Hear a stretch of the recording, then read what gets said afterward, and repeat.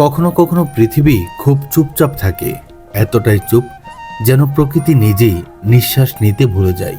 আর এই নিস্তব্ধতার মাঝেই বয়ে চলে এক নদ, ব্রহ্মপুত্র।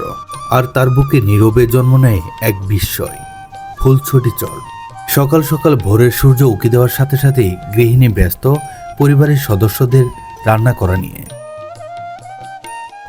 রান্নার পরপরই খেতে চলে আসে খাবার, যেটাকে গ্রামীণ ভাষায় নফুল বলা হয়। ভোর সকাল হতে শুরু করে আসরে আজান পর্যন্ত কাজ করে শ্রমিকরা, প্রতিদিন 400, 500 কিংবা 600 টাকার বিনিময়ে। ভোরের কুয়াশা যখন চরকে ঢেকে ফেলে, তখন মনে হয় এই ভূমি যেন নদীর স্বপ্ন। নদী তীরবর্তী চরাঞ্চলগুলোতে গেলেই দেখা মিলবে সংগ্রামী মানুষদের জীবনচিত্র। হ্যাঁ, আড়ি আনতেছি, ধানের আড়ি আনতেছি, বোঝা আনতেছি, ধরি যা। এখানে কি আটিগুলা যে নিয়ে গেলেন, এটা ক্ষেত কার? ক্ষেত হলো মালিক আছে বাড়ির কাছে। হ্যাঁ, আচ্ছা। তো এখন চরে যে আপনার কি রোজ দিচ্ছেন? হ্যাঁ, রোজ। কত করে রোজ? রোজ হলো 600 টাকা। 600 টাকা। আর 3 বেলা যে খাবার, এই খাবারটা কার? আমরা 3 বেলা খাই না, এক বেলা খাই, সকাল 10টা 9টা এরকম টাইমে। এক বেলা। দুপুরের খাবারটা? দুপুরের খাবার খাই না, আমরা মনে করেন 2টা, 2:30, 3টা পর্যন্ত কাজ করি। আচ্ছা, 600 টাকা। আচ্ছা, মানে খাবারটা সকালের খাবারটা কি মালিক দেয়? হ্যাঁ, সকালের খাবারটা মালিক দেয়। আর 2 বেলা আপনার পরে যায় আমার বাসায় খাই। হ্যাঁ, আচ্ছা। তা অন্য অন্য গ্রাম অঞ্চলে তো এর থেকে বেশি মজুরি, আপনাদের এখানে তো একটু কম। হ্যাঁ। তো এটা দিয়ে কি পোষায়? পোষায় মনে করেন, আমরা মনে করেন 2টা 3টা পর্যন্ত কাজ করি, তারপরে দেখা যায় যে আমরা বাসায় যাহাইরা মনে করেন আমাদের বাড়ির কাজ করি, আমাদের নিজের গরু বাছুর আছে? গরু বাছুরের জন্য গাছটা উড়াই, বাড়ির কাজ কাম করি। আচ্ছা, তার মানে বাড়ির কাজের পাশাপাশি এই বাকি সময়টা দিন মজুরির কাজটা সেরে দিই। আচ্ছা আচ্ছা। এখন কিসের কাজ করতেছেন মাঠে? এখন এই যে ধান ক্ষেত, ধান আড়ি আনতেছি, মাথায় করে বোঝা। আচ্ছা আচ্ছা। ধান তো এবার ভালো হয়েছে? হ্যাঁ, ভালো হয়েছে, ইনশাল্লাহ ভালো হয়েছে। জোরে ধাক্কা, জোরে। এই গাড়ির মালিক কে? আমি তুমি মালিক? তুমি একা উঠতেছো, ওদের উঠতে দাও না? দেই দেই। কিভাবে? তোমার এই যে ধাক্কা দিতেছে, আবার তুমি কখন ওদের ধাক্কা দিবা? এই যে আর দিলা পরে মানে তোমারটা শেষ হইলে আবার ওদের ধাক্কা দিবা? হ্যাঁ এই গাড়িটা কি বেয়ারিং দিয়ে বানাইছো না? হ্যাঁ আচ্ছা। আজকে খেলতেছো, স্কুল বন্ধ শুক্রবার, এই জানো? হ্যাঁ তোমরা স্কুলে পড়ো না? জি আচ্ছা, কোন ক্লাসে পড়ো? 5 5 না? আচ্ছা, ঠিক আছে, যাও। গ্রামের কিশোররা তাদের শৈশবের খেলাধুলা নিয়ে ব্যস্ত। এই তোমার গাবলা এগুলা কি? ধান? তোমরা কই মানে মানে এটা কি ইঁদুরে গর্ত থেকে তুললা? হ্যাঁ, ইঁদুরে গর্ত থেকে। দেখি দেখি এটা একটু নামতো ভাই, এ পাশে আসো তুমি। চোরের সাহসী বাচ্চা, একই সাথে পরিশ্রমীও বটে। ইঁদুরের গর্ত থেকে ধান বের করে নিয়ে এসেছে প্রায় 1 গাবলা পরিমাণ। তোমরা দুইজনে কি এটা ভাগ বাটোয়ারা করে নিবা? না তোমরা কি হও সম্পর্কে? মামা মামা ভাগ্নে তোমরা? আচ্ছা, মামা ভাগ্নে মিলে হচ্ছে ইঁদুরের গর্ত থেকে ধান বের করে। অনেকগুলো ধান পাইছো তোমরা, কি পাশুন? হ্যাঁ, এই ধানগুলা মানে কি করবা তোমরা? বাড়িতে নিয়ে এগুলা কি মানে শুকাবা? চাল করার জন্য? আচ্ছা, এইবার কতগুলা ধান পাইছো এরকম? আজকেই প্রথম আসলা নাকি আরো আসছো? আজকেই। এই যে দুইজনে যে করলা, দুইজনের মধ্যে মারামারি লাগবে না ধান নিয়ে? বাবা একটা কথা, তোমরা কি স্কুলে তো পড়ো তাই না? কোন স্কুলে পড়ো তোমরা? কোন ক্লাসে তোমরা? ক্লাস 4-এ। এক সময় গ্রাম বাংলায় এভাবেই ধানের মৌসুমগুলোতে ইঁদুরের গর্ত থেকে ধান বের করার এক প্রচলন ছিল। আমরাও ছোটবেলায় এভাবে ধান বের করেছি, কিন্তু গ্রামাঞ্চল থেকে এই সুন্দর সংস্কৃতি অনেক আগেই হারিয়ে। আমরা লক্ষ্য করলাম এখানে এখনও এভাবে ইঁদুরের গর্ত থেকে ধান বের করার প্রচলন রয়েছে। এক আদি গ্রাম বাংলার বিশেষ এক ঐতিহ্য, যা এই দুর্গম চরে এসে আমরা লক্ষ্য করলাম। তোমরা স্কুলে যাও তো না? আচ্ছা, কোন ক্লাসে পড়ো? কে কোন ক্লাসে? তুমি 4। তুমি? শিক্ষার আলো এখন প্রায় গ্রামে গঞ্জে, শহরে বন্দরে কিংবা চরাঞ্চলগুলোতেও ছড়িয়ে পড়েছে। সরকারি প্রাথমিক বিদ্যালয়গুলো সপ্তাহে 2 দিন, শুক্র ও শনিবার বন্ধ থাকায় কিশোররা বেরিয়ে পড়েছে ইঁদুরের গর্ত থেকে ধান খুঁড়ে আনার জন্য। গ্রাম বাংলার সোনালী ফসল ধান। সোনালী পাকা ধান কেটে আটি বোঝাই করে বাড়ির দিকে নিয়ে যাচ্ছে কৃষক দল। ঘরে নতুন ধান, শীতের আগমন, শীতের পিঠা সবকিছু মিলে গ্রাম বাংলার সাধারণ মানুষরা ফিরে পায় নবান্নের এক নেমন্ত্রণের আনন্দ উৎসব। এই 7 মিনিটের রাস্তা। 7 মিনিটের রাস্তা, আবার তো এখান থেকে আরো 4-5 মিনিট যাওয়া লাগবে। হ্যাঁ, লাগবে। এইখানে আনুমানিক কতটুকু ওজনের বোঝা আছে আপনার মাথায়? আনুমানিক 60 কেজি। 60 কেজির মতো। হ্যাঁ। এইভাবেই আপনারা প্রতিনিয়ত এই বোঝাগুলা চড়ে যাতায়াত করেন। একজন থাক। ধান কাটা শেষ করে বাড়ির দিকে বোঝা নিয়ে যাওয়ায় ব্যস্ত না, সমস্যা নেই, কৃষক। বোঝা নিয়ে থাকতো হ্যাঁ। কষ্ট হইতেছে। গ্রামের মেঠোপথ ধরে গ্রামের সাদামাটা মানুষরা এগিয়ে চলছে তার নিজের বসত ভিটার দিকে। ভাইরা তাইলে আসলাম আমরা। হ্যাঁ, ভালো থাকেন ভাই। গ্রামীণ মেঠোপথের দুপাশে হচ্ছে সরিষার ক্ষেত, আর কিছুদিন পরেই হয়তোবা সরিষা ফুলে হলুদে মুখরিত হয়ে যাবে এই মেঠোপথের দুপাশ। এগুলো কাদের? তোমাদের ধান বোন?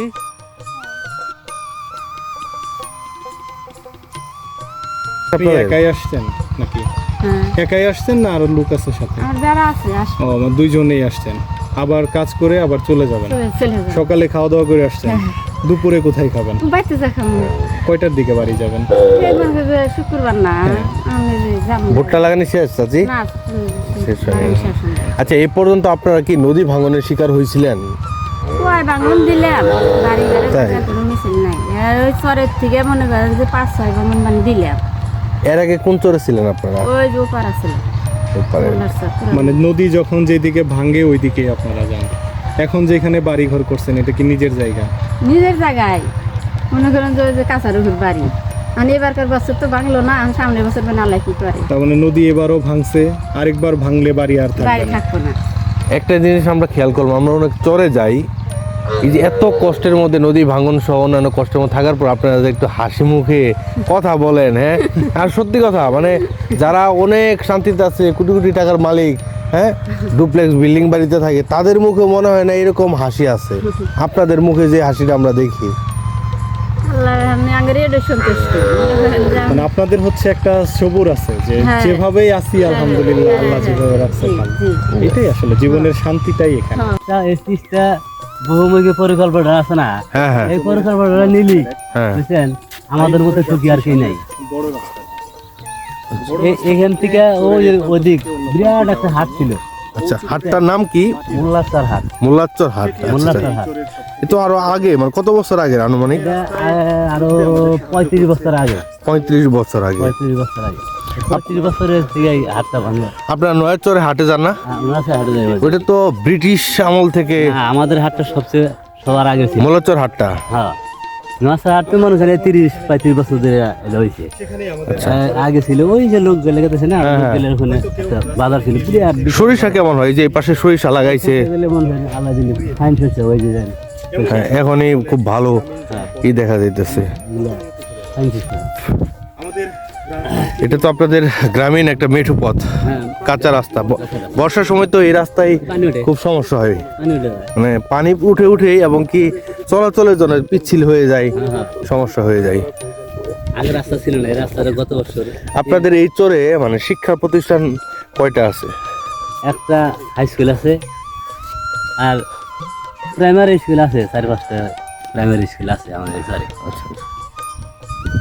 আসলে এই জনপদের বাড়ি ঘরগুলোতে যাওয়ার মতো সেরকম কোনো রাস্তা নেই, আর তার জন্যই আবাদি ক্ষেতের মধ্য দিয়ে আমরা আরেকটি বাড়িতে যাওয়ার চেষ্টা করছি এবং আপনাদের দেখানোর চেষ্টা করব এই জনপদের মানুষের জীবনচিত্র, তাদের বাড়ি ঘরের কী অবস্থা। হঠাৎ করেই দেখা মিলল এক ব্যতিক্রমী চিত্রের, যেটা আজ থেকে প্রায় 40 কিংবা 50 বছর আগের একটি ব্যতিক্রমী চিত্র, অর্থাৎ 70, 80 কিংবা 90-এর দশকের এক প্রতিচ্ছবি। একটা সময় গ্রাম বাংলার সাধারণ মানুষরা মহিষ পালন করত, মহিষের বাথান ছিল যেটাকে বলে, একসাথে অনেকগুলো মহিষ পালন করত তারা। কিন্তু এখন আধুনিকতা, সেই সাথে সময়ের বিবর্তনের কারণে এমন চিত্রের দেখা গ্রামগুলোতে দেখা পাওয়া যায় না। চরাঞ্চলগুলোতে মাঝে মধ্যে অল্প কয়েকটি বাড়িতে মহিষ পালন দেখা যায়। ঠিক তেমনই এই ফুলছড়ি চরে আমরা এমন একটি দৃশ্যের দেখা পেলাম। একটি বাড়িতে সাজানো গোছানো একটি বাড়ি, আর বাড়ির পাশে একটি মহিষ রাখার, যেটাকে গোয়াল ঘর বা ছাউনি ঘর বলে থাকে। এখানে প্রায় 10 কিংবা 12টির মতো মহিষ রয়েছে, মহিষের বাচ্চা রয়েছে, গাভী মহিষও রয়েছে। কাঁসা ও সোলার বেড়ায় নির্মিত একটি সাজানো গোছানো বাড়ি, চালের উপরে লাউয়ের মাচা, আর তার পাশে একটি সোলার অর্থাৎ সৌরবিদ্যুতের একটি প্যানেল রয়েছে। কারণ চরাঞ্চলগুলোতে বৈদ্যুতিক কোনো ব্যবস্থা না থাকার কারণে তারা সৌরবিদ্যুতের ব্যবহার করে থাকে। আর তার পাশেই আরও একটি গোয়ালঘর, আর এটি হচ্ছে মহিষের একটি ছানা বেঁধে রাখা রয়েছে গোয়ালঘরের পাশেই। আমার হাতে স্পর্শ পেয়ে উঠে গেল। আর তার পাশেই আরও একটি গাভী বেঁধে রাখা রয়েছে। এটি হয়তোবা সোলার বেড়ার পাশেই যে লাকটির মতো জিনিসটি দেখতে পাচ্ছেন, এটি হচ্ছে গরু কিংবা মহিষের মল অর্থাৎ লাদা দিয়ে তৈরি করা, যেটা রান্নার কাজে ব্যবহৃত হয়। গ্রাম বাংলার গ্রামীণ মহিলারা এটি ব্যবহার করে। আধুনিকতার কারণে এই জিনিসটি এখন আর ব্যবহার করে না, তবে চরাঞ্চলগুলোতে গেলে এই জিনিসটির দেখা পাওয়া যায়। একটা সময় গ্রামের সাধারণ মানুষও এটি ব্যবহার করত, কিন্তু এখন আর ব্যবহার করেন। একটি টিউবওয়েলের পাশে হচ্ছে ঘাস অর্থাৎ কলার কিছু গাছ রয়েছে। এখানে হচ্ছে রান্নাঘর, আর রান্নাঘরের ঢুকতেই ব্যতিক্রমী অর্থাৎ বাঁশের তৈরি, বাঁশেরও না, এটা সোলার তৈরি। হ্যাঁ, একটি বাসন কিংবা পাতিল রাখার একটি কি বলে এটাকে, মাচা বলে।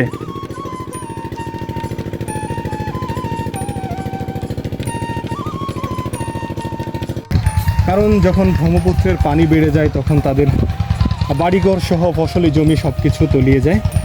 সেই পানির হাত থেকে নিজেদের রক্ষা করতে তারা বাড়িঘর একটু উঁচুতে স্থাপন করেছে। সামনে আউড়ি গড়ে বাঁধা গবাদি পশু, আর সামনের ঘরটি হচ্ছে গবাদি পশু রাখার জায়গা। উপরে সুন্দর করে একটি লাউয়ের মাচা, ছায়া পাওয়ার উদ্দেশ্যে হোক আর নিজেদের সবজির চাহিদা পূরণ করার জন্যই হোক, প্রায় প্রত্যেকটি চোরের বাড়িতেই এভাবে মাচা রয়েছে বিভিন্ন শাকসবজির। এপাশে গবাদি পশু আর সামনে হচ্ছে মুরগি। চোরের মানুষেরা নিজেদের প্রয়োজন মেটানোর জন্য সব ধরনের পশুই পালন করে থাকে। সাদামাটা সুন্দর এক গৃহস্থ বাড়ি। এখন বেলা 12টা। চোরের মানুষেরা ব্যস্ত ফসলি জমিতে কাজে ব্যস্ত।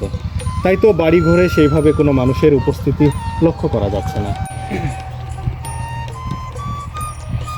চাচা, কই থেকে আসলেন? একদম উত্তরের থেকে। এগুলা কি গরুর জন্য? গরু বছর কয়টা আছে? আচ্ছা, ঠিক আছে ঠিক আছে, চল।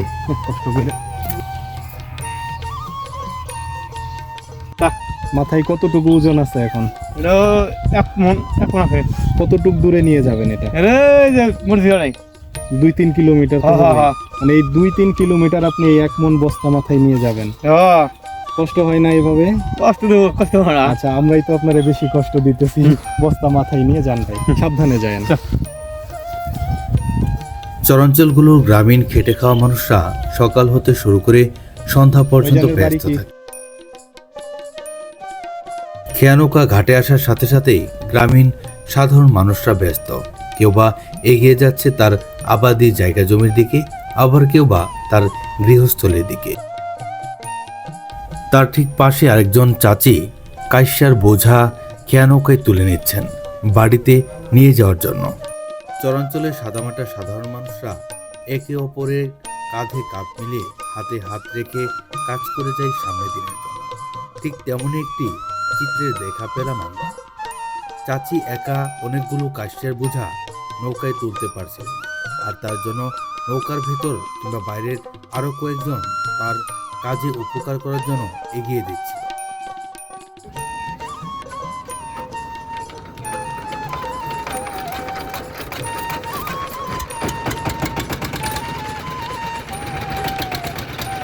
খেয়াঘাট থেকে আমাদের নৌকা যাত্রা শুরু করলো ফুলছড়ি চরের উদ্দেশ্যে।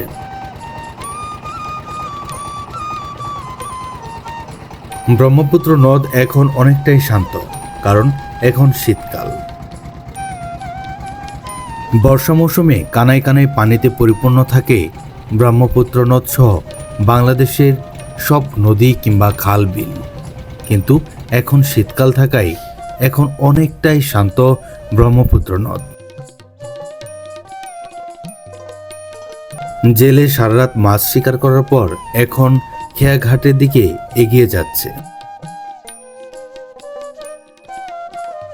খেয়াঘাটে নৌকা পৌঁছানোর সাথে সাথেই গ্রামীণ সাধারণ মানুষরা এগিয়ে আসছে নৌকার দিকে।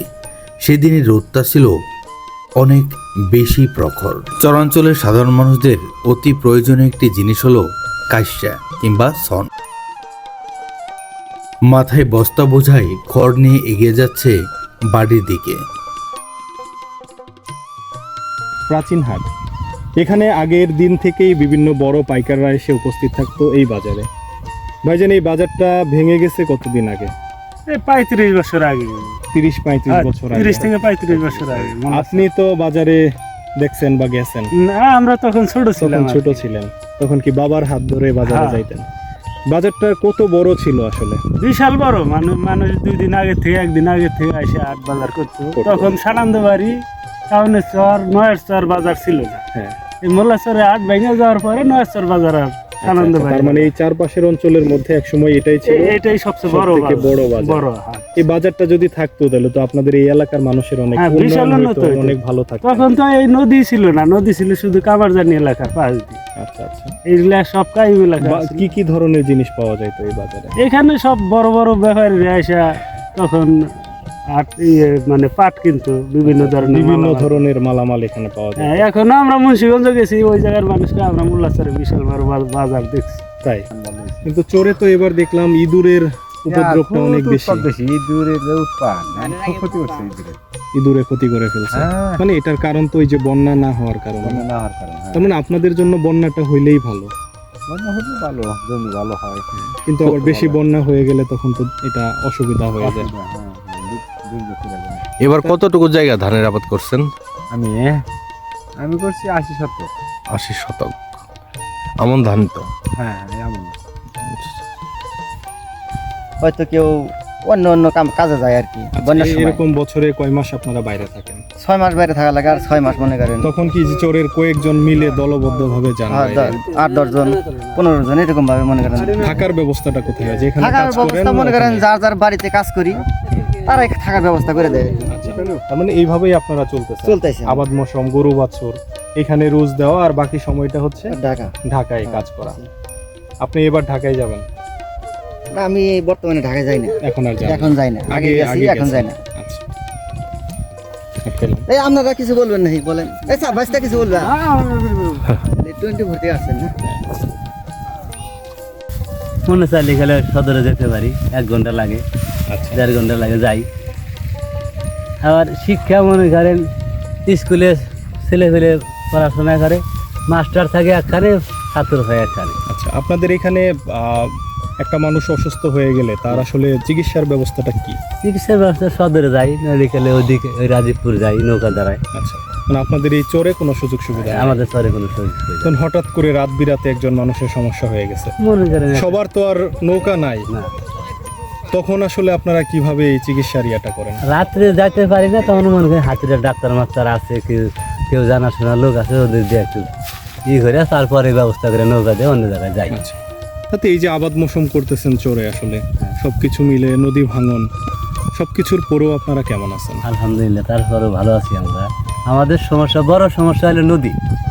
সরকার যদি আমাদের এই নদীটা ড্রেজিং করে দিয়ে দিল, নদীটা এক জায়গা দিয়ে দিয়ে দেয়, আমাদের মতো সুখী এই পৃথিবীর কেউ থাকবে না। ঠিক আছে, আমাদের সমস্যা হলো নদী।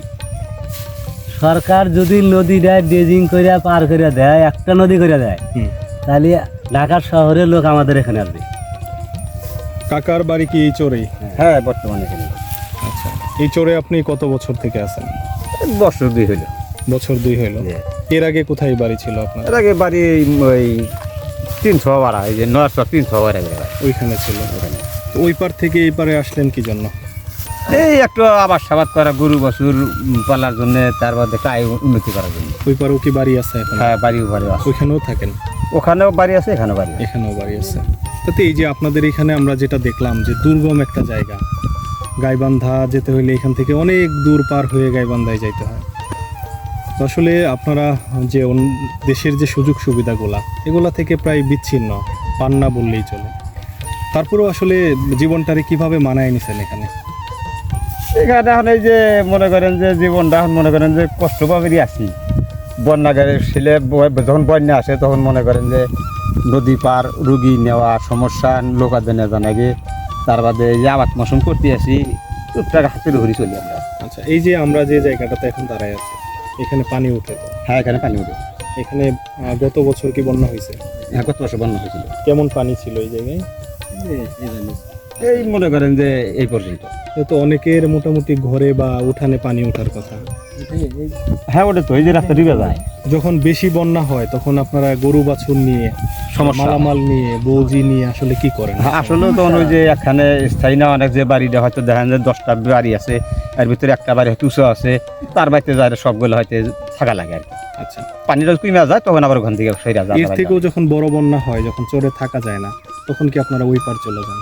তখন যাই না এমনি থাকি এখন ওই উঁচা করে থাকা লাগে। এমনি ওপারে যার বাড়ি আছে হয়তো 10 জনের বাড়ি এখানে আছে, আবার 5 জনের বাড়ি ওখানে আছে, আত্মীয় স্বজন আছে, বাকি যুগে আছে, সেখানে হয়তো যায় স্থায়ীলা নাই। রান্না বান্না কিভাবে করেন? রান্না বাবা ওই মনে করেন যে যেখানে উঁচা কইরা বা চুলা তুইলা সেখানে পাত্রে খাওয়া লাগে। কাকা আপনাদের এই চোরে চোর ডাকাতের এইগুলো আছে কিনা? আছে হালকা, আগের মতন না। আগে চুরি চামারি হয় কিন্তু ডাকাতির এটা মনে হয় নাই নাকি? না, এখন সব শান্তি সুষ্ঠু আছে, বর্তমানে নেই। এই যে পাশে যে ব্রহ্মপুত্র নদ, এখানে আসলে এখন তো কি ধরনের মাছ পাওয়া যায় নদী? আছে এখন আর আগে ছোট মোটো আগের মতো তার মাছ নাই। আগের মতো মাছ নাই।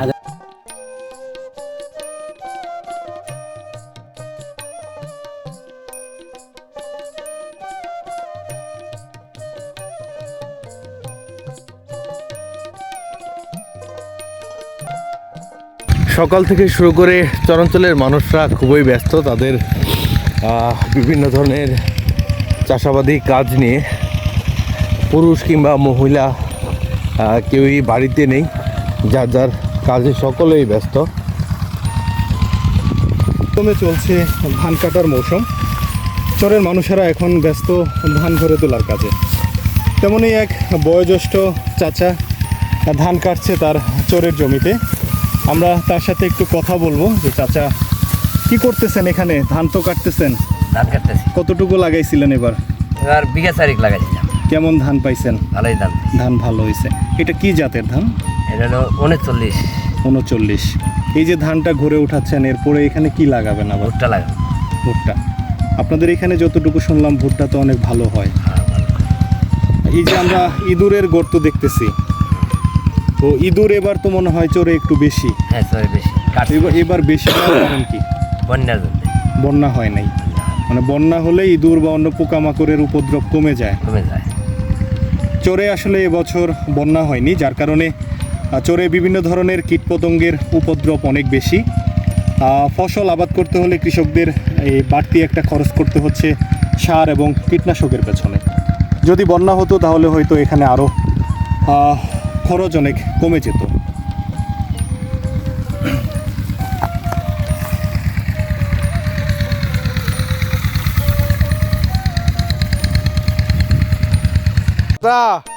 ভালো আছেন? ভালো আছেন? ঠিক আছে, কাজ করেন। ধন্যবাদ সকলকে পাশে থাকার জন্য। আবার দেখা হবে নতুন কোনো প্রামাণ্য চিত্রে।